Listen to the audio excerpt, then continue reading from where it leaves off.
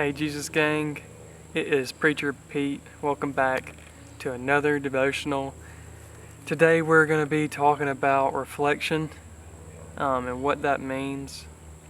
I just wanted to thank you all for joining me today. It's nice, it's cool out here. At the first, it's like the first October weather I could ask for. It's so nice. You might hear the wind blowing too. But yeah, let's jump right into this devotional. Today we're going to be talking about the reflection of God, and this is not tied to one type of reflection. It's multiple different ways of how to reflect God in your life. I was actually going on my walking trail today, and I just heard God say reflection, reflection, and I was like, really? But everything that I speak to you guys, I'm living, so it really did touch base with me on how God is working in your life and in my life. I just want you to look back a couple months to a year ago and look at the person of who you were then and who you are now. You know, a year ago from now, October 7th, it's the 4th today, but I went to the hospital, and that's the day I thought I was going to lose my life. They still didn't figure out what was wrong, but God bless, I am kicking and feeling great today. And reflection is how you mirror God, you know. In any circumstance, we're supposed to be grateful. Now, some of you guys, and I might be preaching to the choir here, some of you guys are in your lowest point in life, and some of you are doing great, and that's awesome. And there's different ways to reflect God in each season. The most consistent, the most biblical way to reflect God is to be happy right where you're at. And you might say, how can I be happy where I'm at right now? A lot of the worst circumstances in my life, and a lot of them happened this year. You know, losing someone, almost losing someone, a parent in my life, and my health, and then just a whole number of storms and trials, and I'm sure you've been through them too, and I hope this reaches the right person.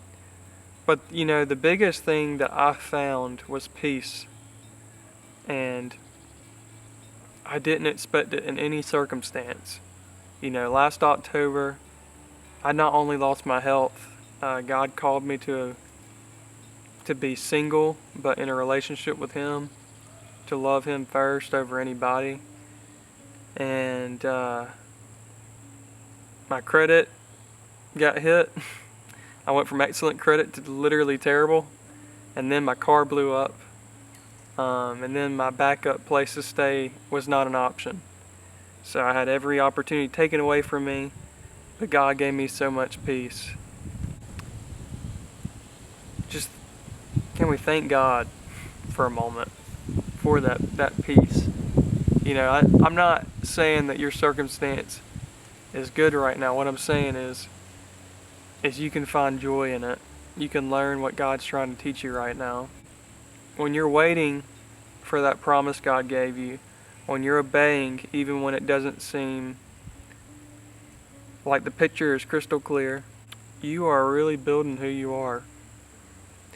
I was pushed to a lot of points in my life this year where I didn't think I could go, and God is doing that in your life. And I just want you to realize how far you came. You've came a long way. You've came so far. Some of the things I used to struggle with aren't even like a question to me anymore. And this is all a reflection of how much you've grown with God. The most important thing in life is to realize how to love yourself. And the only real way is through God, because He loves you more than you love yourself. This helps you in everything. It helps you when you find the right partner, the right job, the right friend group. It helps you be an asset to everything that you do. You bring the reflection of God. What is that? That's joy, peace, honesty. A lot of these people in your life that God's in you, they need you. They need you to stay strong. And that's the second thing I was going to touch on was when you walk in public, when you go to the gym, or you go to church, like even in church, you can be a reflection of God. When you go to work, when you go on the trails, whatever you're doing in life, it's important to know someone's always watching. Someone's always watching you. You might not even think about it. Even when you're alone, you're watching you. It's insane when you become happy with yourself. You talk to God, you're not really talking to yourself. But you throw these ideas out. Like, how does this work?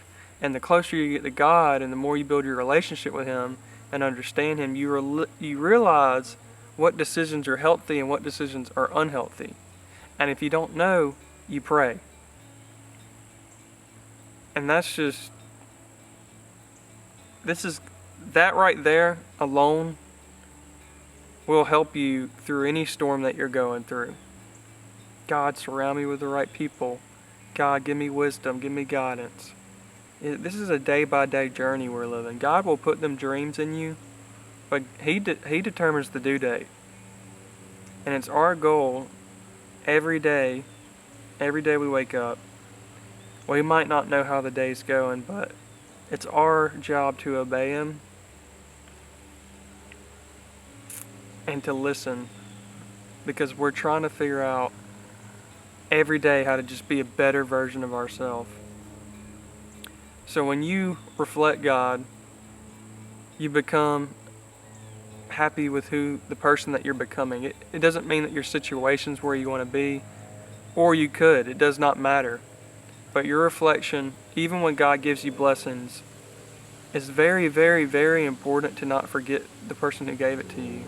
I've done that plenty of times in my life. God has literally given me this opportunity so high up here, and I just forgot Him. And it's so sad, because I feel like I look back at my past self, and you have to forgive yourself. That's the hardest person you have to forgive in your whole life, is yourself. But that was my reflection, to keep God's blessings, we have to reflect on Him.